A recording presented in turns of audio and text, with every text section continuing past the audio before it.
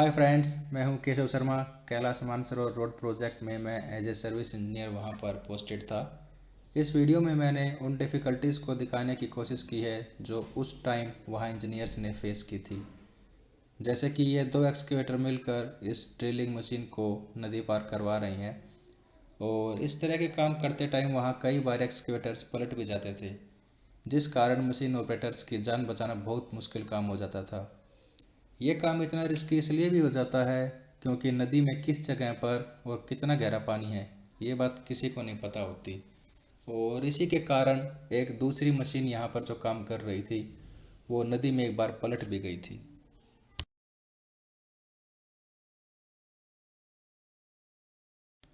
Friends, slide आने के बाद कुछ इस तरीके की कंडीशन रस्तों की हो जाती थी और इन्हीं स्लाइड्स को पार करके हमें आगे जाना होता था क्योंकि दूसरा कोई रास्ता ही नहीं होता था। और आगे काम करने के लिए हमें हर हाल में यहीं पर पैर रख रख कर किसी न किसी तरीके से ये स्लाइड्स पार करनी होती थी। जैसे कि ये स्लाइड है, इसमें मेरा एक फ्रेंड है, वो वीडियो बना रहा था और उस दिन स्लाइड आने के कारण मुझे ये पार करनी पड़ी थी, इस तरफ आना था। आप देख रहे हैं कितना डिफ़िकल्ट काम है ये। दूर से इतना पता नहीं चलता है, लेकिन जब जो स्लाइड के इस बड़े बड़े बोल्डर्स के ऊपर जो भी खड़ा रहता है उसको जब पार करनी पड़ती है तो उसके लिए बहुत मुश्किल काम होता है। क्योंकि आपका एक भी अगर पैर गलत अगर इधर उधर रखा गया तो बहुत मुश्किल हो जाता है बचाना खुद को। और ये है वो रास्ता जो कि कैलाश मानसरोवर यात्री इसी रास्ते से पहले यात्रा करते थे। ये पुराना रास्ता है जो हाथों से काटा हुआ है रास्ता है, जिसमें कि किसी ड्रिलिंग वगैरह का यूज़ नहीं हुआ था उस ज़माने में, ऐसा भी कहा जाता है। हालांकि कुछ जगह ड्रिलिंग यूज़ हुई होगी, लेकिन जो लोगों ने मुझे वहाँ बताया था कि ये हाथ से काटा हुआ रास्ता था, पुराना रास्ता था जिससे कि यात्री यात्रा करते थे। कई बार ऐसा भी होता था जब बिल्कुल ही रास्ता बंद हो जाता था, किसी भी तरीके से आप स्लाइड पार कर ही नहीं सकते थे, तो उस केस में फिर इस तरीके के रास्तों का हमें सहारा लेना पड़ता था। ये नदी के साथ साथ रास्ते दूसरे थे, इन रास्तों से भी हम आगे जाते थे, जहाँ पर आप देख ही रहे हैं कि कितना डिफ़िकल्ट काम है ये। अगर एक बार भी आपका पैर स्लिप हुआ तो सीधे नीचे नदी में जाकर गिरेंगे। लेकिन किसी न किसी तरीके से हमने ये रास्ता पार कर ही लिया था। और कुछ लोगों के लिए तो डेली का भी काम हो जाता था, हमारे लिए तो फिर भी कभी कभार था। जैसे कि मान लीजिए हफ्ते में 2 दिन या 3 दिन हमें जाना पड़ता था, लेकिन जो वहाँ पर काम कर रहे थे उनको डेली इसी रास्ते से आना जाना रहता था। और अगर किसी का भी एक पैर भी अगर गलत गिरा तो फिर वो सीधा नदी में गिरता था। वहाँ देख रहे हैं कैसे लोग नदी को पार कर रहे हैं। फिर मेरा फ्रेंड था, मेरे फ्रेंड ने भी यही नदी उसी तरीके से पार की थी जैसे कि बाकी लोग पार कर रहे हैं, और इसके बाद फिर मैंने की थी। बहुत तेज़ बहाव था यहाँ पर नदी का, लेकिन किसी न किसी तरीके से हमने ये नदी पार कर ही ली थी। हालांकि बहुत ज़्यादा रिस्की काम है ये। और इस तरीके के ब्रिज भी वहाँ पर लोकल लोगों द्वारा बनाए गए थे। अगर नदी को पार करना था तो इस तरीके के ब्रिजेस भी थी जिससे कि हम लोग कई बार नदी को पार करते थे। पानी का बहाव बहुत तेज़ था इस जगह पर, आप देख रहे हैं। अगर एक बार भी आपका पैर स्लिप हुआ या आपका ध्यान इधर उधर भटक गया तो बहुत मुश्किल हो जाता है जान जाना यहाँ पर, क्योंकि पानी का बहाव बेहद बेहद ज़्यादा होता है। ऐसे वीडियो में पता नहीं चलता है, जो एक्चुअल में वहाँ पर फेस करता है उस कंडीशन को, उसी को पता होता है कि कितना तेज़ बहाव है पानी का।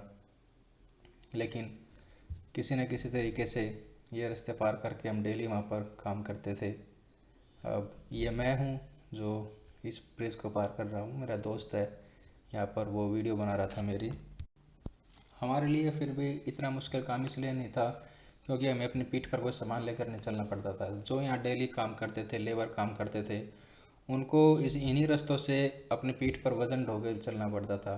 हमारे लिए तो उस समय सिर्फ लैपटॉप का बैग रहता था और वही लेके हमें चलना पड़ता था। जैसे कि आप अब यहाँ पर देख रहे हैं, इसमें देखने में इतना मुश्किल नहीं लगा दिखाई दे रहा है, लेकिन एक्चुअल में कंडीशन ये थी कि उस समय पर जहाँ पर मैं रुक गया हूँ, यहाँ पर पैर रखने की सोच रहा हूँ, यहाँ पर बीच में एक जगह थी नहीं, बहुत कम जगह थी, बहुत कम। तो वहाँ पर मैं देख रहा था कहाँ पैर रखूँ, क्योंकि अगर यहाँ से मेरा पैर, ये राइट पैर स्लिप अगर हो जाता तो फिर मैं सीधा स्लिप होते हुए नीचे नदी में जाके गिरता, और कोई चारा नहीं था। लेकिन किसी तरीके से वहाँ पर मैंने ये पार कर ही लिया था रास्ता।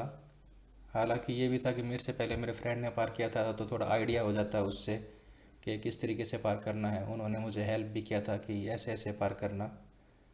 तो ये थे कुछ इस तरीके के रास्ते थे जिन्हें हम पार करते थे वहाँ पर।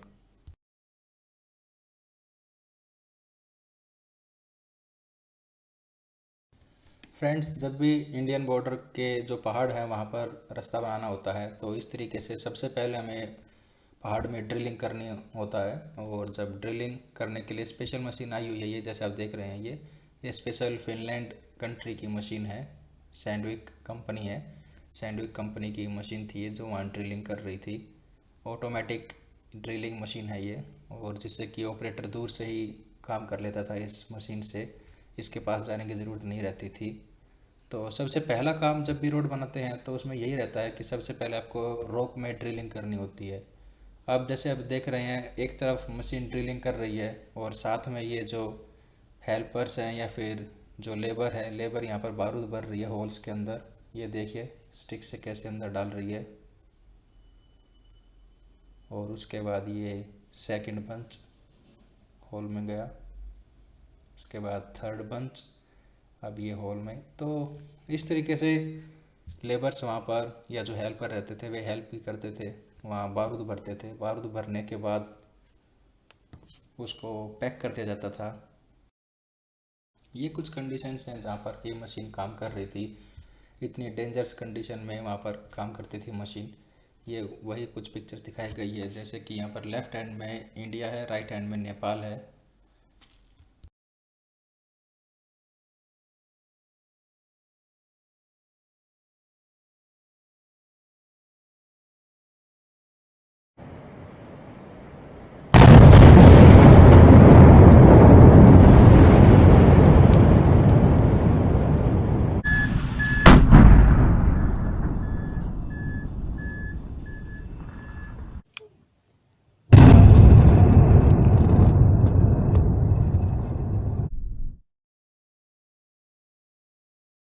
फ्रेंड्स, ये वीडियो का लास्ट पार्ट है जिसमें कि मैंने लैंडस्लाइड की कुछ क्लिप्स डाली हुई हैं। ये सभी लैंडस्लाइड्स मेरी आंखों के सामने हुई थी, ऐसा नहीं है कि किसी से मैंने वीडियो ली हो।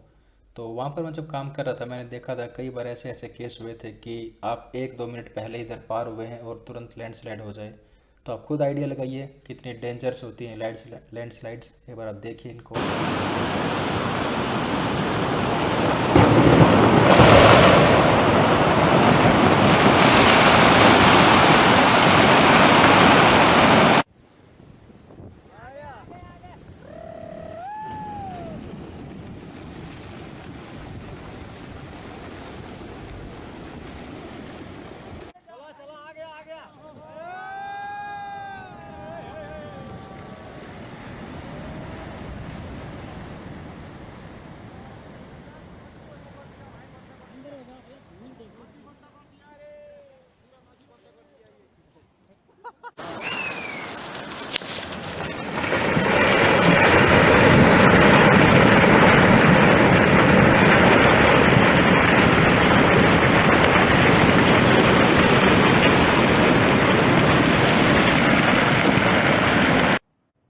सो थैंक यू फ्रेंड्स, मिलते हैं नेक्स्ट वीडियो में। प्लीज़ मेरे चैनल को सब्सक्राइब ज़रूर करें और इस वीडियो को ज़्यादा से ज़्यादा शेयर करें ताकि इंडिया में लोगों को पता चल सके कि इंडियन बॉर्डर पर कैसे अपनी जान को खतरे में डाल के रोड बनाए जा रहे हैं।